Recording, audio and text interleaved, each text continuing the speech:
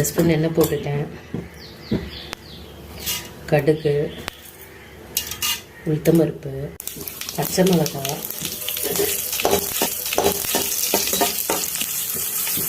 கருவேப்பிலை, வெங்காயம், பீட்ரூட் சேர்த்துக்கலாம். தேவையான அளவு உப்பு சேர்த்துக்கிறேன். 4 ஸ்பூன் மிளகாத்தூள் சேர்த்துக்கிறேன். மிளகாத்தூள் சேர்த்தோம்னா ரொம்ப ஸ்வீட்டா இல்லாம கொஞ்சம் காரமா நல்லா இருக்கும். லோ ஃப்ளேம்ல ஒரு 2 மினிட்ஸ் இருக்கட்டும், வெந்துடும்.